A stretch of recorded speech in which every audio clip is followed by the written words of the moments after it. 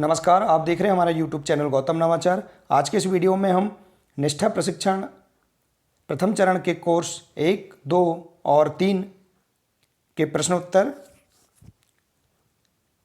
आज हम इस वीडियो के माध्यम से जानेंगे। साथियों, जो कि हमारे आगामी कॉम्पिटेंसी टेस्ट की तैयारी के लिए महत्वपूर्ण है। आइए, पूर्व में हमने निष्ठा प्रशिक्षण के प्रथम चरण के जो तीनों मॉड्यूल हैं उनको पूर्ण कर चुका है। तो आज हम इस वीडियो के माध्यम से जानेंगे कि हमने प्रथम चरण के जो मॉड्यूल हैं उनमें हमने कितना सीखा। आज हम इस वीडियो के माध्यम से जानेंगे। साथियों, इससे पहले मैं निवेदन करना चाहूँगा, जो भी शिक्षक साथी हमारे इस चैनल पर नए हैं वे चैनल को सब्सक्राइब अवश्य कर लें, ताकि इसी प्रकार की महत्वपूर्ण जानकारी सबसे पहले आप तक पहुँच सके। साथियों, वीडियो को शुरू से लेकर अंत तक अवश्य देखिए। आइए जानते हैं निष्ठा प्रशिक्षण के प्रथम चरण के कोर्स 1, 2 और 3 के प्रश्नों के उत्तर।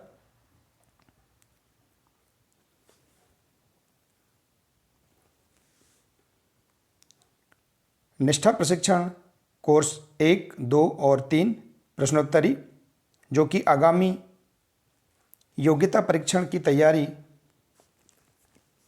के लिए महत्वपूर्ण है। आइए जानें आपने कितना सीखा।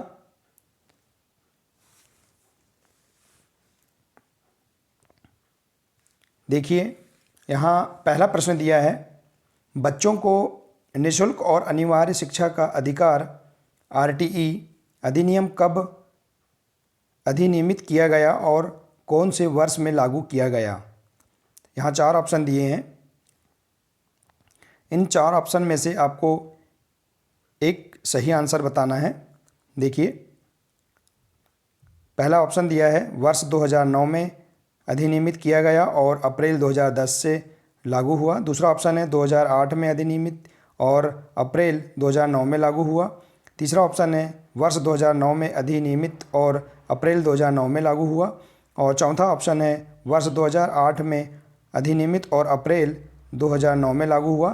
तो इसका सही आंसर है पहला नंबर का, वर्ष 2009 में अधिनियमित किया गया और अप्रैल 2010 से लागू हुआ।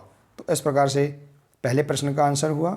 इसी प्रकार दूसरा प्रश्न है, निम्नलिखित में से राष्ट्रीय पाठ्यचर्या की रूपरेखा के लिए कौन सा वाक्य सही है। 4 ऑप्शन दिए हुए हैं। पहला ऑप्शन है सभी। दूसरा है एनसीईआरटी को एनसीएफ विकसित करने के लिए आदेश दिया गया है। तीसरा है यह शिक्षा पर राष्ट्रीय नीति में उल्लेखित दृष्टि के अनुरूप शैक्षिक उद्देश्य प्रदान करता है। और चौथा ऑप्शन है यह पाठ्यक्रम और पाठ्यपुस्तकों में शामिल की जाने वाली सामग्री पर मार्गदर्शन प्रदान करता है। तो हमें इन 4 ऑप्शन में से एक सही उत्तर चूज़ करना है।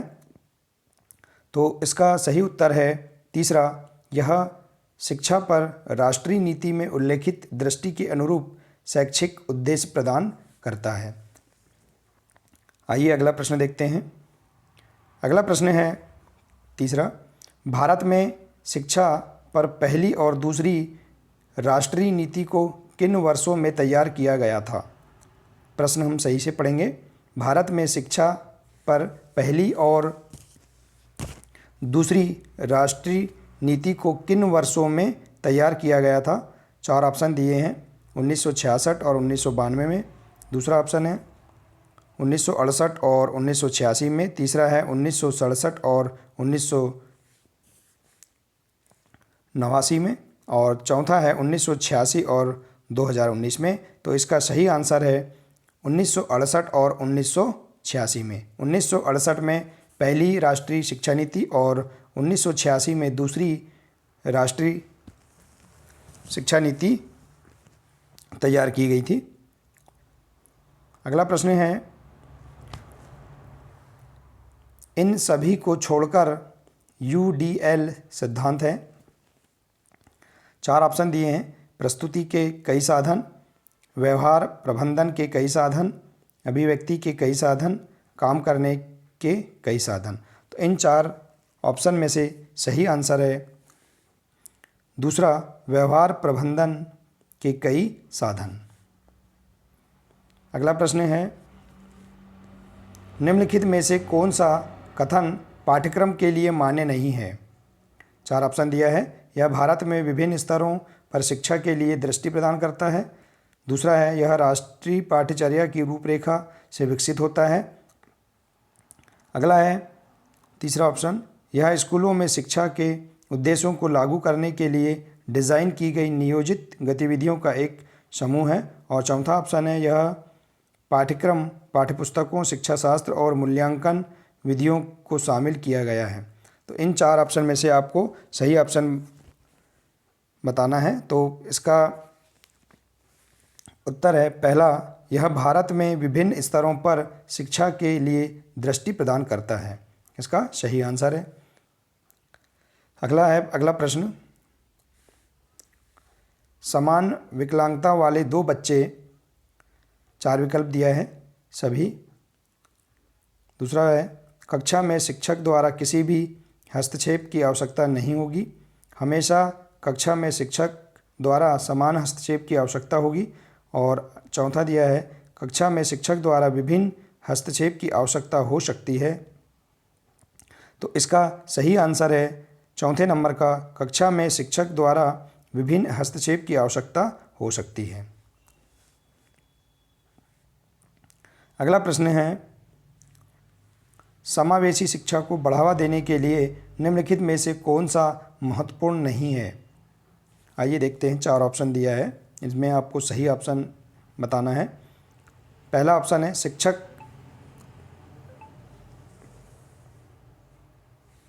शिक्षक का सकारात्मक और निष्पक्ष रवैया। दूसरा है सभी। तीसरा है शिक्षक की सामाजिक आर्थिक स्थिति। और चौथा पॉइंट है, शिक्षक का विश्वास कि सभी बच्चे एक साथ सीख सकते हैं। तो इन 4 ऑप्शन में से आपको एक सही उत्तर बताना है। तो इसका सही उत्तर है शिक्षक की सामाजिक आर्थिक स्थिति। अगला प्रश्न है, राम दृष्टिबाधित छात्र है, निम्नलिखित में से कौन सा उसके लिए अभिविन्यास और गतिशीलता प्रशिक्षण के लिए सबसे उपयोगी होगा। 4 ऑप्शन दिया है, स्कूल भवन के स्पर्श नक्शे, सीखने की गतिविधि का मौखिक विवरण, ऑडियो क्लिप्स। और अगला ऑप्शन दिया है, नोटबंदी के लिए स्लेट और स्टाइलस। तो इसका सही आंसर है स्कूल भवन के स्पर्श नक्शे। अगला प्रश्न है,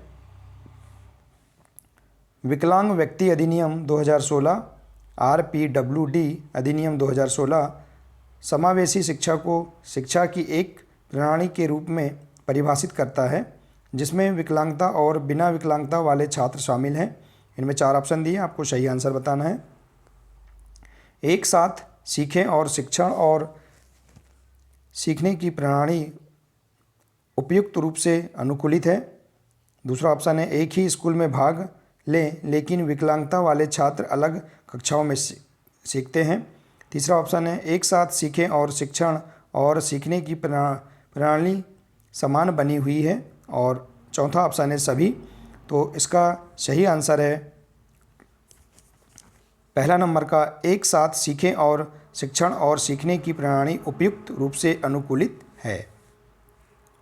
अगला प्रश्न है,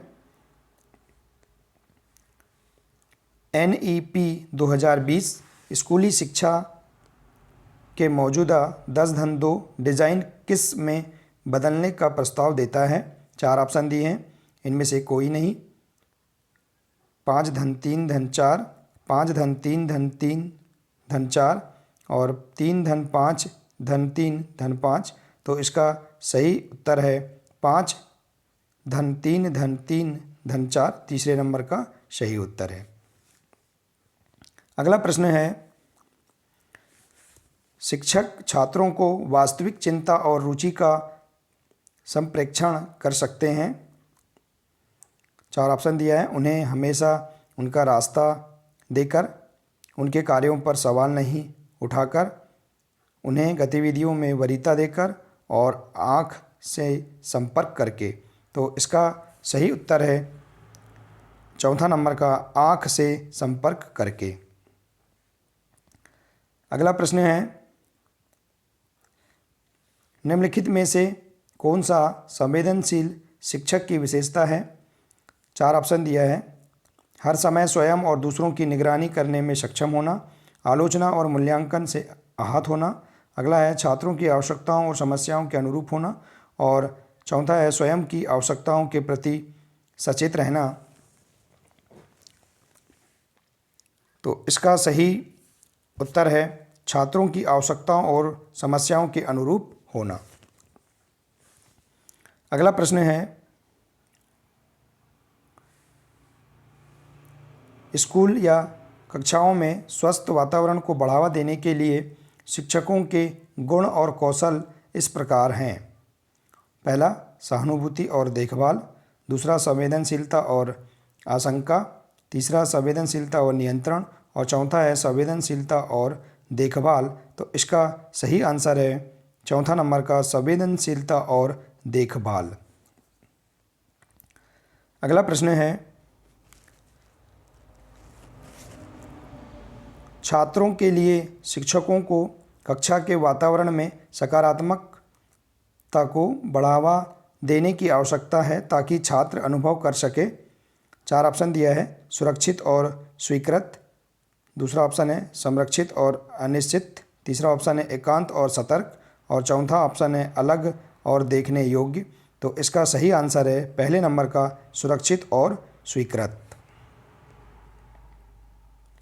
अगला प्रश्न है एक शिक्षक संवेदनशीलता के गुण को चित्रित या दर्शा सकता है। 4 ऑप्शन दिया है, दूसरों की राय लेकर, दूसरों के साथ काम करने की क्षमता होना, विचारों को व्यक्त और दूसरों को समग्र करना, और दूसरों की भावनाओं और विचारों से अवगत होकर। तो इसका सही आंसर है चौथा नंबर का, दूसरों की भावनाओं और विचारों से अवगत होकर। अगला प्रश्न है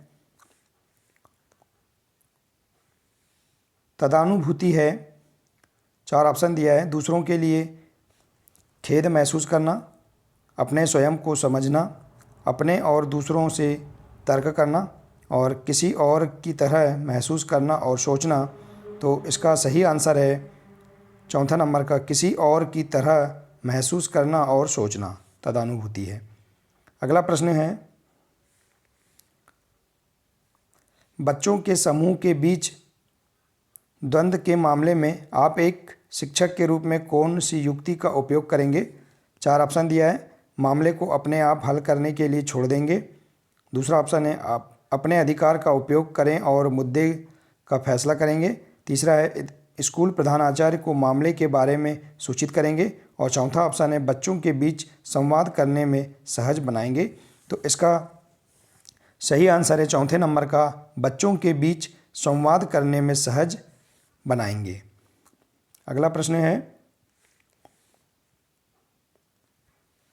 चौकस श्रवण कौशल उपस्थित होने के लिए एक शिक्षक को छात्रों के निम्नलिखित पर ध्यान देने की आवश्यकता होती है। पहला है व्यवहार और कार्य। दूसरा मौखिक अभिव्यक्ति। तीसरा है सभी। और चौथा है गैर मौखिक भाव। तो इसका सही आंसर है सभी। अगला प्रश्न है इनमें से कौन एक प्रभावी सहायक की विशेषता नहीं है।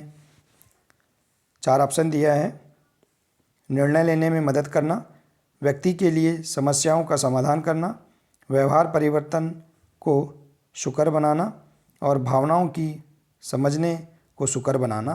तो इसका सही आंसर है व्यक्ति के लिए समस्याओं का समाधान करना। अगला प्रश्न है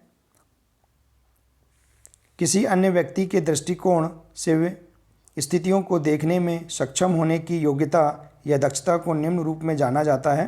4 ऑप्शन दिया है, दृष्टिकोण जानना, द्वंद्व से निपटना, सहानुभूतिपूर्ण व्यवहार, और चौथा है वास्तविक परीक्षण। तो इसका सही आंसर है पहला नंबर का, दृष्टिकोण जानना। अगला प्रश्न है मुख्यतः घरेलू हिंसा कहाँ होती है। 4 ऑप्शन दिया है, गरीब परिवार में, कुलीन परिवार में, ऊपर के दोनों, और इनमें से कोई भी नहीं। तो इसका सही आंसर है तीसरे नंबर का, ऊपर के दोनों। अगला प्रश्न है ये जो आसन दिया है, इस आसन को पहचानें। इसका पहचान कर इसका नाम बताना है, कौन सा आसन है। पहला दिया है भुजंग आसन, शलभासन, धनुरासन और मर्कासन। तो इसका सही आंसर है भुजंग आसन, पहले नंबर का सही उत्तर है। अगला है सभी भावनाएं खालिस्तान। 4 ऑप्शन दिया है, इनमें से एक ऑप्शन सही बताना है। व्यक्त की जानी चाहिए, दबा दी जानी चाहिए, अच्छे भाव छुपाने एवं बुरे भाव व्यक्त करने चाहिए, बुरे भाव छुपाने एवं अच्छे भाव व्यक्त करने चाहिए। तो इसका सही आंसर है व्यक्त की जानी चाहिए। अगला प्रश्न है किस आसन में बाहें ऊपर की ओर खींची होती हैं। 4 ऑप्शन दिया है, हस्तोत्तासन, शलभासन, धनुरासन, मर्कासन। तो इसका सही उत्तर है पहले नंबर का हस्तोत्तानासन, पहला नंबर का सही उत्तर है। अगला है संतुलित आहार से क्या तात्पर्य है। 4 ऑप्शन दिया है, उचित अनुपात में प्रोटीन, कार्बोहाइड्रेट, वसा, विटामिन का समावेश, वसा और कार्बोहाइड्रेट का समावेश, विटामिन और खनिज, वसा और कार्बोहाइड्रेट। तो इसका सही उत्तर है पहले नंबर का उचित अनुपात में प्रोटीन, कार्बोहाइड्रेट, वसा, विटामिन का समावेश, इसका सही उत्तर है। अगला प्रश्न है स्कूल सुरक्षा और स्वच्छता में क्या नहीं आता। 4 ऑप्शन दिया है, पीने का पानी और भूकंप, अपर्याप्त स्वच्छता सुविधाएं और सड़क सुरक्षा, सांपों और किसी भी अन्य कीटों द्वारा परिसर पर आक्रमण, टूटी हुई या कोई बाउंड्री नहीं होना, और इनमें से कोई भी नहीं। तो इसका सही आंसर है चौथे नंबर का इनमें से कोई भी नहीं। अगला प्रश्न है शारीरिक स्वास्थ्य में क्या नहीं आता। 4 ऑप्शन दिया है, व्यायाम, योग, टीवी पर व्यायाम देखना, घरेलू शारीरिक गतिविधियां। तो इसका सही उत्तर है तीसरे नंबर का टीवी पर व्यायाम देखना।